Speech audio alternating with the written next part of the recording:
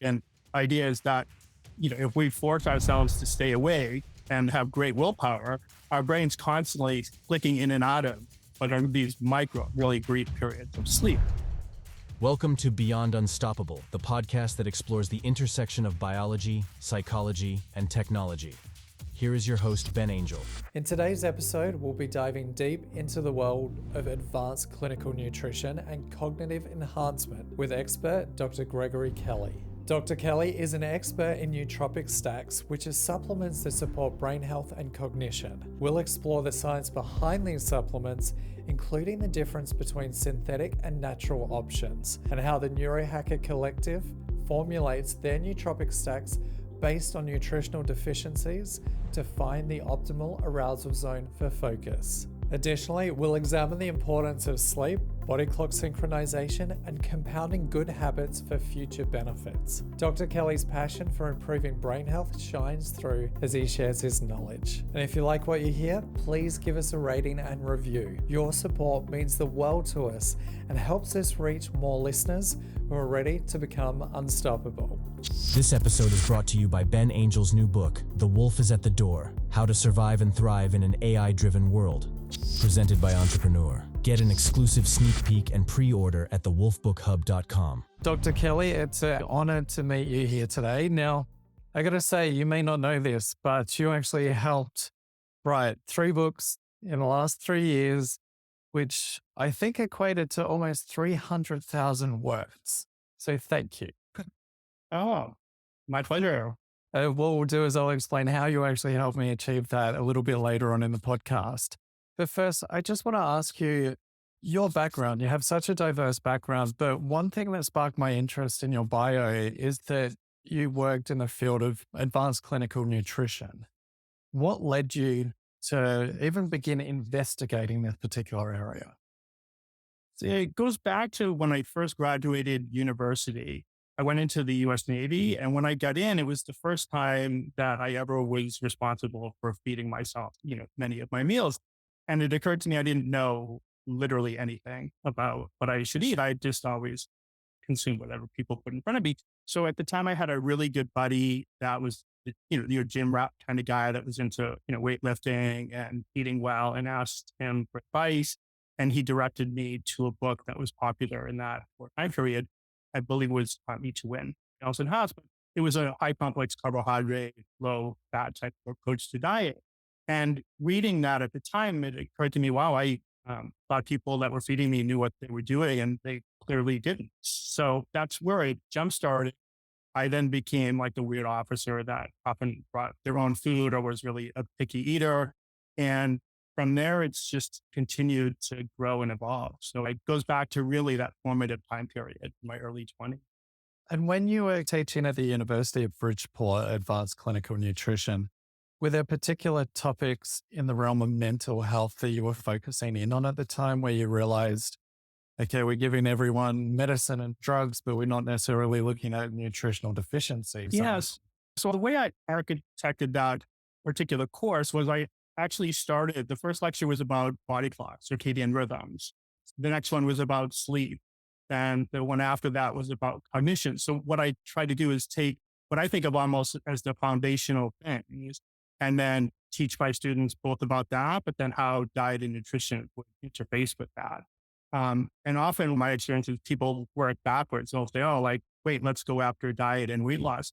Well, weight is much more challenging to get a handle on if you don't get these other basics covered first. So, the body clock, sleep, appetite as well, they're all regulated by part of the brain called the hypothalamus. So, think of those things as the illusion of control. So we all think we're in charge of those, and we are to an extent if we're managing them well. And if we're not, that part of our brain increasingly puts pressure on us to get what it needs. So that area of how the brain interacts with both our nutritional choices has always been fascinating.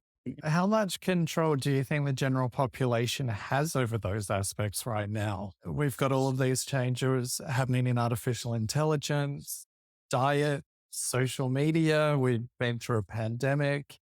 It's almost as if everyone seems to be in a state of hypervigilance. I would say in that hypervigilance state, relatively low. certainly compared to what we assume we have.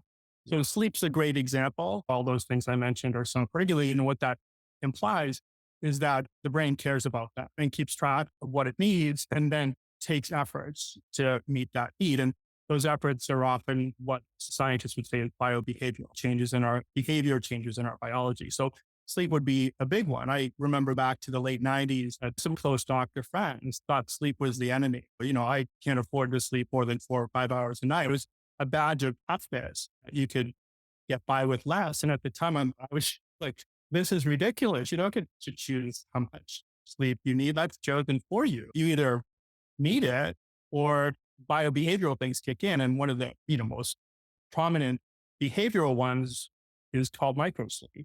And idea is that if we force ourselves to stay awake and have great willpower, our brain's constantly clicking in and out of what are these micro, really brief periods of sleep. And that same thing occurs with any of these self-regulated drives. If we don't manage them well, we don't meet that need, there's pressure, or in the case of microsleep, the brain's just taking over and saying, I'm going to do this for you since you're refusing to do it. Yeah. And what are your thoughts on specifically the phase of deep sleep? One thing I noticed when I was speaking to Dr. Patrick Porter from BrainTap was that when they did a test on me, they believed that I was actually phasing into deep sleep in the middle of the day, which obviously isn't the best state to be in. And that could have been a time zone shift from Australia to here. But through the research, is it true that toxins that build up during the day get released during that deep sleep phase? So it's usually thought of as like the homeostatic sleep model, but there's two things that occur. So one, the longer we're awake, the more the pressure to sleep builds up. And that's called the adenosine signaling system. But adenosine is the metabolite. It's a breakdown product of ATP. And the brain uses a ton of energy. ATP is the primary energy molecule in the body. And the other thing that counters that, the reason we don't go into deep sleep after being awake a couple hours is our body clock. It's clock dependent alerting, usually how they refer to it. And the idea is that when we have a really fit body clock, it actually staves off that need to sleep and compresses sleep into about an 8-hour window that coincides with what we think of as normal sleep-wake cycles. Darkness and sunrise is the beginnings and ends of that. And so my guess, if your body clock was disrupted, that's going to change the orientation temporarily in time when deep sleep would want to occur. In relation to achieving focus and productivity, I couldn't have been able to write these books unless the illusion of control, I guess, to a large extent from what you're saying, try to control all of these external factors, particularly sleep. What level of impact does sleep have on our cognition, specifically achieving that state of flow?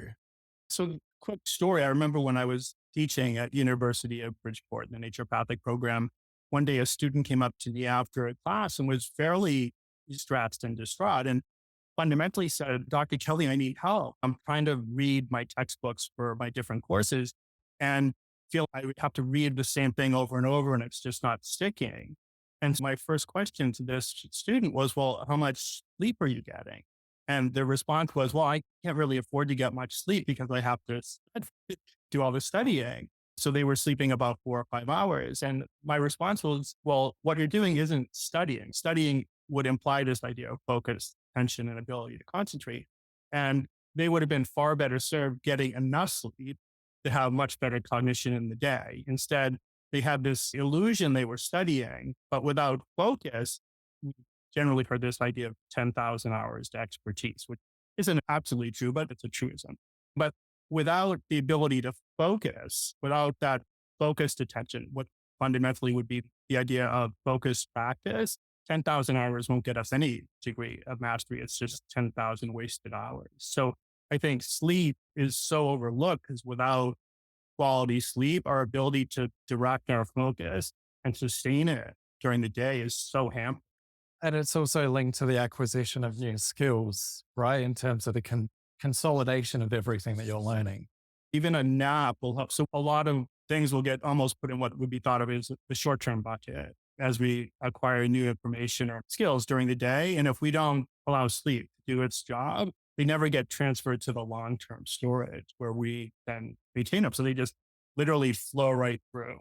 Now, are you of the viewpoint that a nap during the day is one of the best things that you can do? So I think it depends on the person. My personal story is if you can sleep, you need sleep. So if that means taking a nap, then by all means take a nap.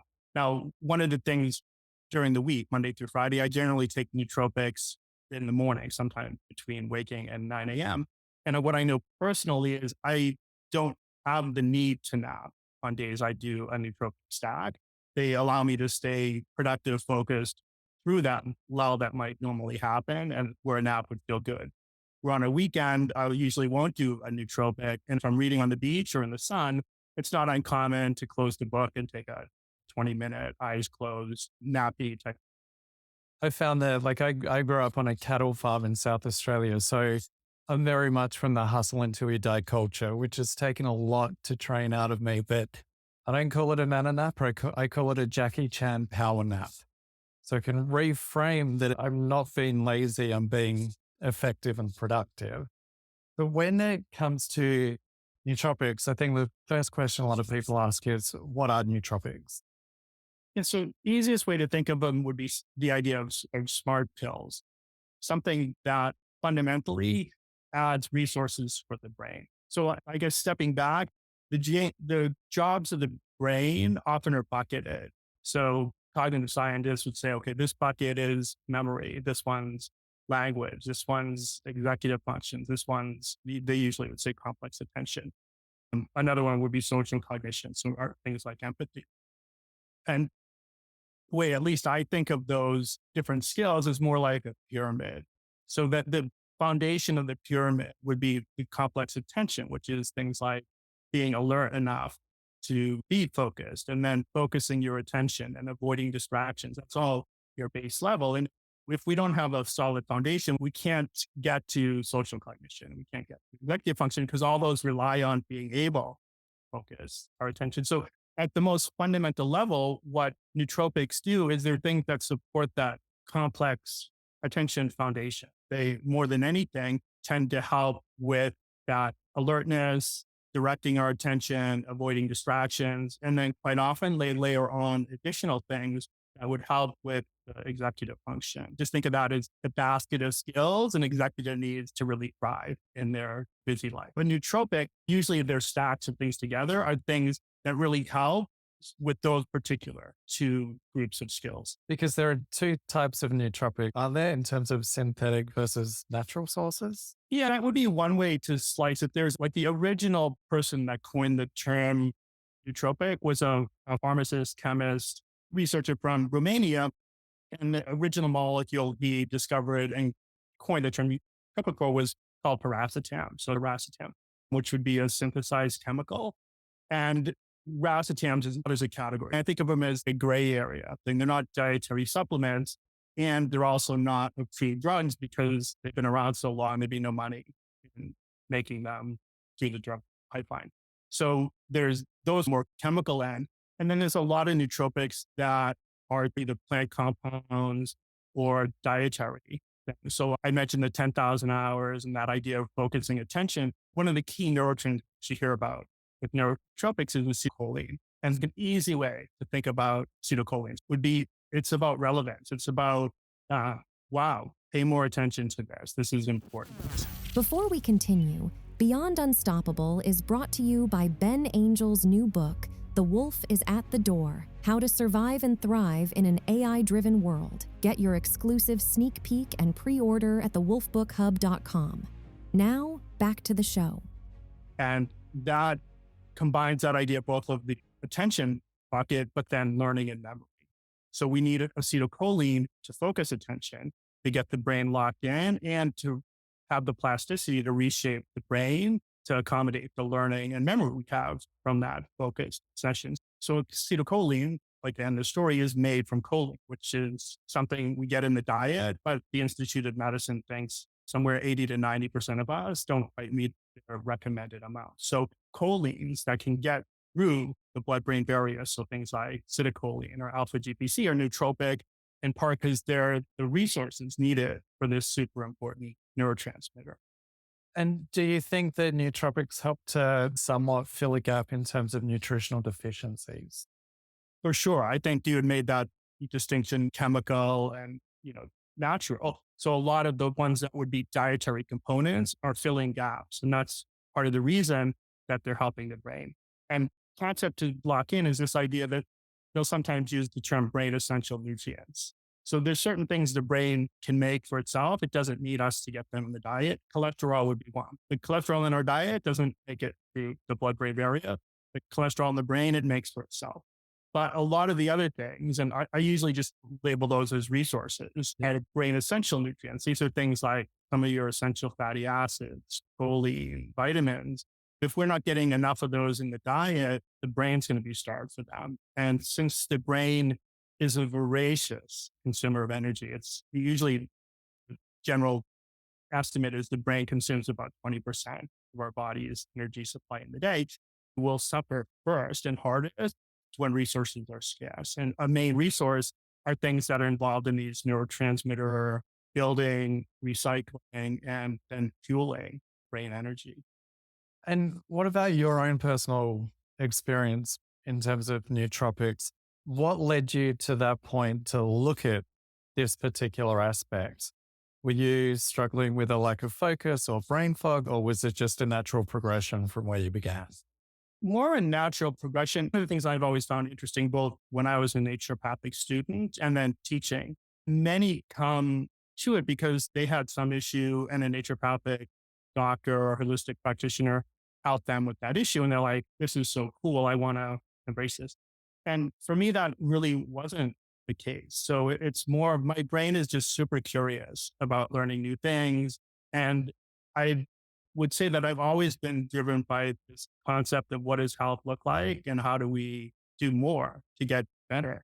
And the brain is, if not the most, certainly a hub that impacts so many of other things. And as a naturopathic doctor, it's semi-comical, that. But when I was a student, we would have doctors that we would shadow in the clinic. Quite often, naturopathic doctors would tell these new patients, oh, you need to change your diet and get more sleep and start exercising and do these supplements. And there'd be this list of all these changes to make, right? And those all pull on, I'll just call it the willpower reservoir, right? Change requires something, willpower, energy. And they'd be asking these people to make these crazy diet, lifestyle, et cetera, changes without often adding additional resources for the brain. And without the brain having more resources to draw on, it's probably tapped out. So that's where the nootropics come in. For me, the idea that I would be asking people to do more without providing them more support just seemed, in hindsight, ludicrous. And so that's part of where it evolved to, was like, I need to be better at supporting the brain if I'm asking people to make a lot of changes. Yeah, well, I actually credit you for your work with formulations of the Neurohacker Collective.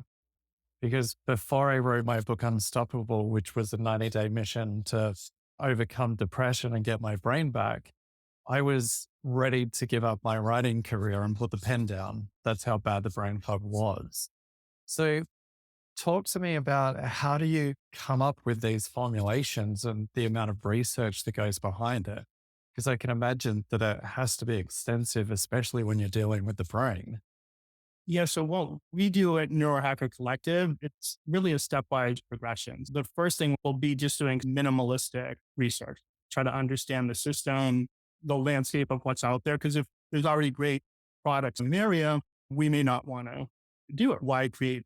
There's no need for a solution. There's already a great solution. So we'll do that like market research phase. And then if there looks like there's a better solution needed, then we go really deep into, so if it was the brain, we'd learn about the different cognitive systems, the neurotransmitters, energy, like energy is forefront, right? Like without good energy production, mitochondria, it's really hard to sustain any of these things. So we'll do this crazy deep dive on becoming smart in that topic area.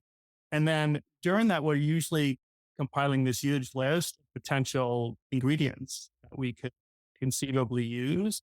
And then it gets fun, but only if you're nerdy. We'll then read the studies on every ingredient and then summarize those and rank them 1 to 5, say, okay, this ingredient was 5 stars. Like this would be 4 if we want to do this for the brain as an example.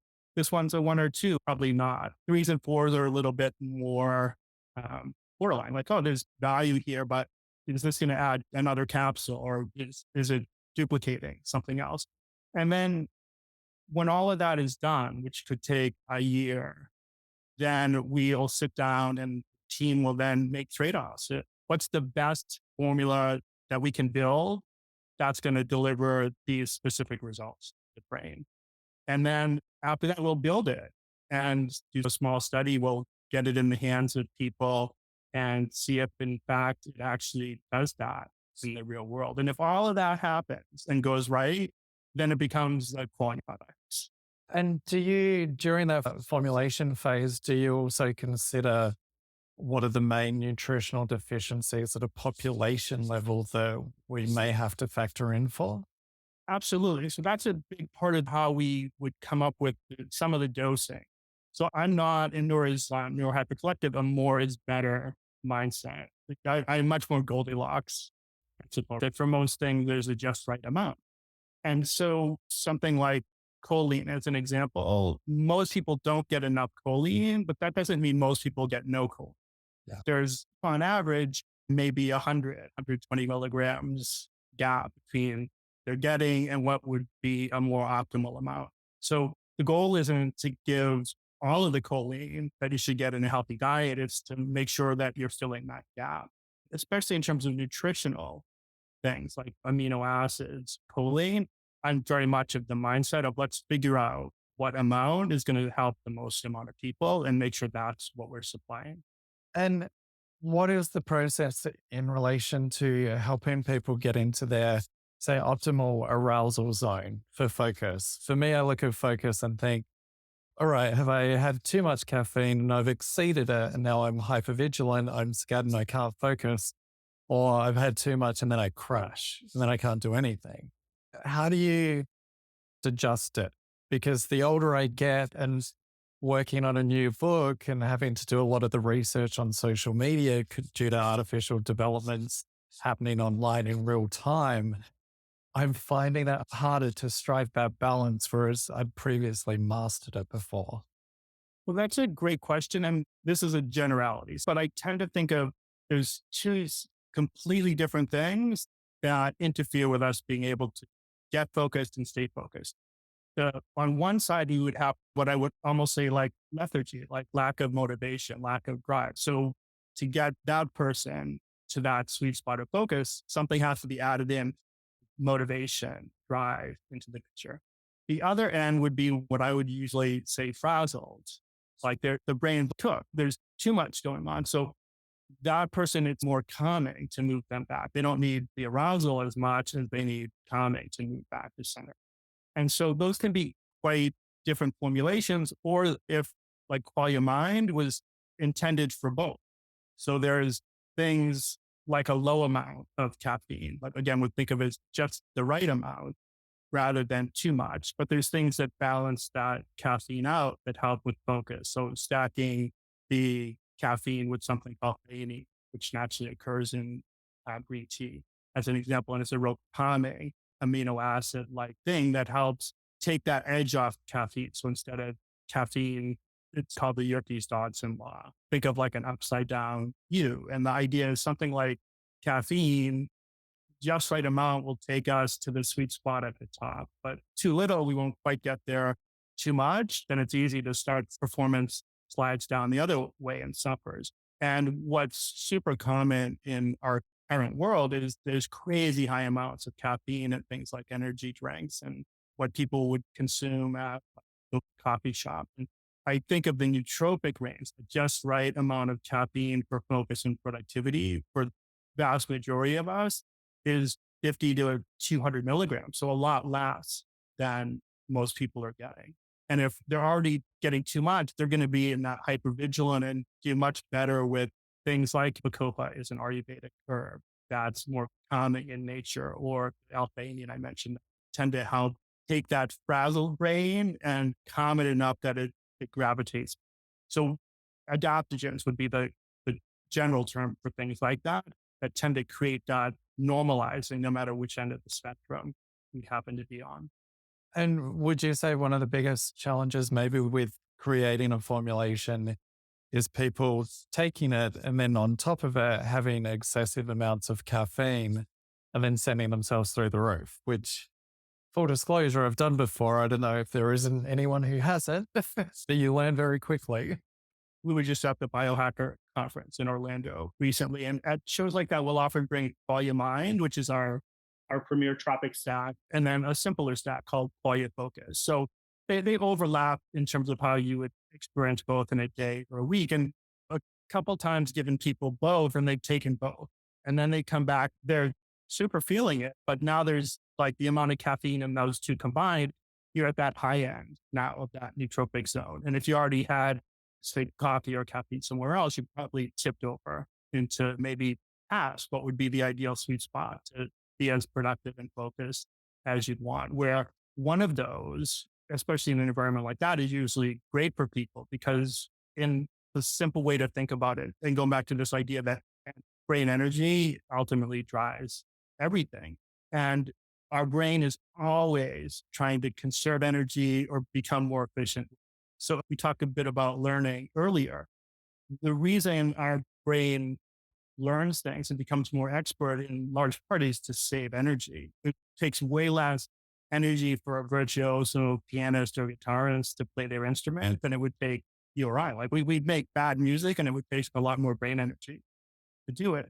And so a lot of what I think of nootropics doing is they help that energy budgeting too. So that's why I think of a good nootropic isn't just something you take and an hour later you're feeling like, cool, this worked. I'm like in the zone. It's how are you doing 6 hours later? How are you doing at the end of your day when you get home to your loved ones? Are you an angry beast and irritable, or are you like still the best version of yourself? And so when I think of good nootropic stacks and when we make nootropic stacks with the qualia label, we're not only thinking, oh, what's going to happen an hour from now? We're fundamentally want to know is at the end of the day, that person still got enough resources and mental energy to show up and be the best version of themselves. And so that sustained like ability to both focus, be a good version of yourself through the day, that gets back to these ideas of like, yeah, it worked on this attention bucket and probably executive function, but now social cognition, we didn't sacrifice that.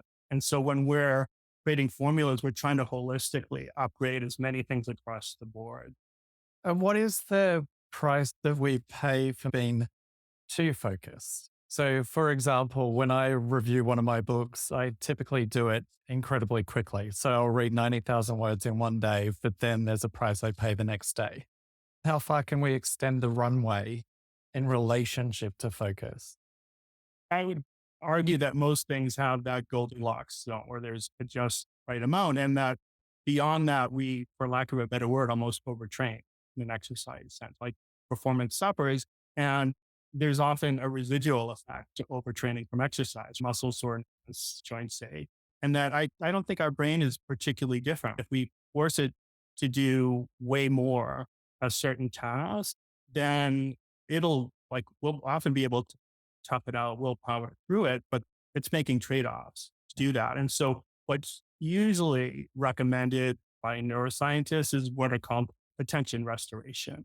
But think of these as periodic breaks through the day to restore our attentional cognition capabilities. And what that allows, so think of it when you were doing what you just said, reading all of these things in a day, you're working your brain very uneven. You're really reliant on prefrontal cortex, that all the systems that help with, like it's usually called the salience network, the attention network, those networks, the executive function one, those are just being tasked to run over and over and over. And they'll run short of resources. And then you obviously have enough willpower to just stick through it. But what would be often better for people is after about an hour, maybe two max at that, you take some kind of a restoration break. And the best attentional restoration is usually nature for most people. And it's what they will sometimes think of as soft attention. So watching, something with nature. So clouds drifting, water running, fish in a fish tank. And we don't have to actually be in nature. We'll get a lot of that restoration watching a video of that.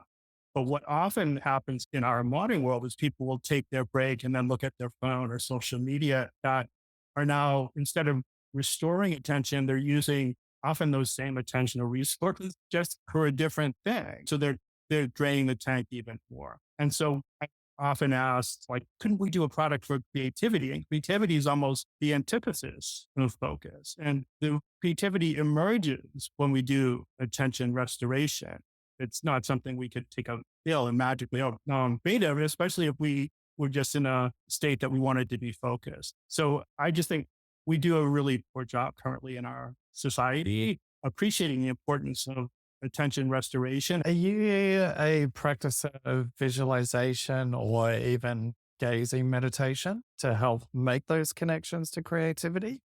So the subset of people, who knows what the percent below, say 3 to 5% maybe of the population that have what's done of aphasia. So we're non-visual. So if you said, Greg, picture a red rose, but my brain doesn't, my brain just doesn't run that software, but I'm really kinesthetic. So for me, just closing my eyes and putting my attention there is really restorative. For the past couple of years, I've been practicing gazing meditation. So finding a point on the horizon and just kind of softly gazing that, but making sure I'm having an extra dose of L-theanine before it to kind of realign the brain chemistry. And I found that before I sit down to write, I can go maybe 4 hours without losing your focus. What's your thoughts on that kind of practice? Oh, I think that's great. So I think in psychedelics, they use the idea of set and setting a lot. So unfortunately, I'm right by the ocean in Southern California. So even now, while we're speaking, I can glance over my computer and see the ocean in the distance. And what I do through the day, but especially in the morning, is I just go for brief walks down to the beach, around the block, look at the flowers, stop and look at a beach. All of those things to me help my creative process immensely. And then you mentioned stacking theanine, and theanine is great because it helps de-stress the brain, helps shift the brain into a more relaxed state of focus. So like calm focus is how I tend to describe what theanine does, where too much caffeine gets us that, like you said, hypervigilant type of focus, which isn't as productive. No, not at all. That's the last kind of focus that I need, especially for working and writing. So I'm going to ask you one final question. If you could go back to your 20-year-old self, what knowledge would you want to impart on him in relation to, here are the key mechanisms you need to work on to achieve a level of focus so you can achieve your career objectives? What knowledge would you share with him? I think I would just really go back to the most foundational things. So what I did back then, I had the exercise piece pretty dialed in. I would sacrifice almost anything else to exercise back then. I did a good job of reasonably eating well, given the constraints of being on a ship a lot. What I did really poorly with was not realizing the importance of body clock and sleep. As an example, if I was out at sea off Hawaii Monday through Friday, I'd come back Friday night. And even if I was exhausted, I would go out till 2 a.m. with my, friend, instead of like, oh, sleep would be a better use of this time, catching up on that, or not realizing that we can create social jet lag. This idea that if we're going to sleep at say 10 at night, Monday through Friday, and then decide to stay up till 2 on Friday and Saturday, that creates the equivalent of jet lag because of our social behavior. So some things like that I didn't know that I would have been great for that younger person. And then just the general idea of compounding, like good habits over duration compound, just like financial good decisions compound over time. So Yeah. like I would have really stressed to think that younger version of me really get this idea of compounding. Oh, I did this and I didn't get this immediate gratification or benefit, but these are investments for this future self that they're really going to thank. Absolutely. Well, Dr. Kelly, I can't thank you enough for showing up. And like I said, I credit you for helping me get my brain back so I can continue my work as an author. So thank you so much. My pleasure, Pat. Learn more about Dr. Gregory Kelly and his work at neurohacker.com. And if you haven't already, subscribe to Beyond Unstoppable and visit thewolfbookhub.com for your exclusive sneak peek of The Wolf is at the Door. And stay tuned for next week's episode.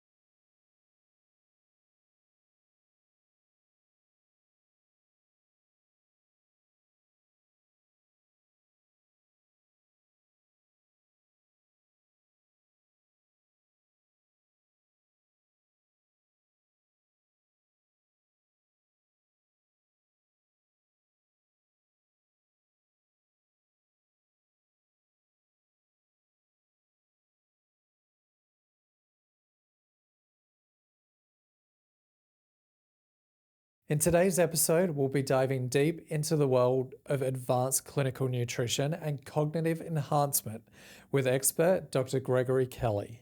Dr. Kelly is an expert in nootropic stacks, which are supplements that support brain health and cognition.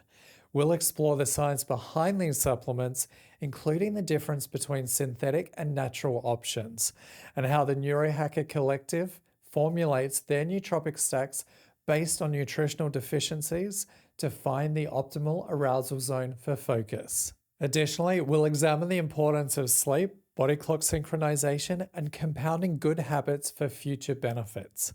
Dr. Kelly's passion for improving brain health shines through as he shares his knowledge.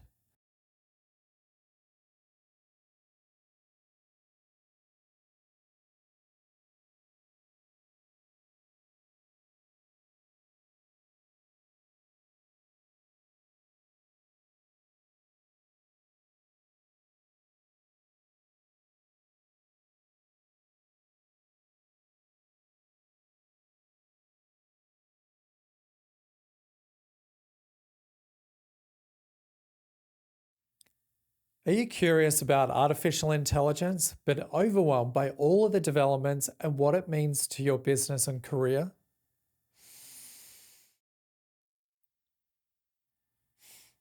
Get ready for my groundbreaking new book, The Wolf is at the Door: How to Survive and Thrive in an AI-Driven World.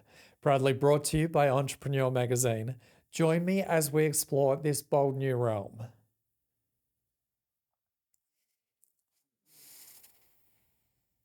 From how we work to how we communicate, everything is rapidly changing. Getting caught unaware can prove costly. Equip yourself with the knowledge necessary to navigate this transformative time and discover the top 10 rules to survive and thrive in an AI-driven era.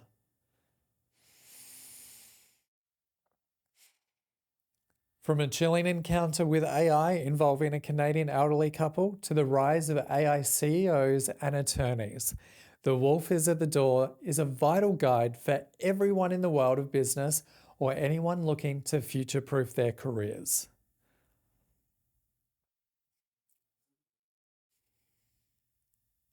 And here's a treat for our podcast listeners. Jump ahead of the crowd and visit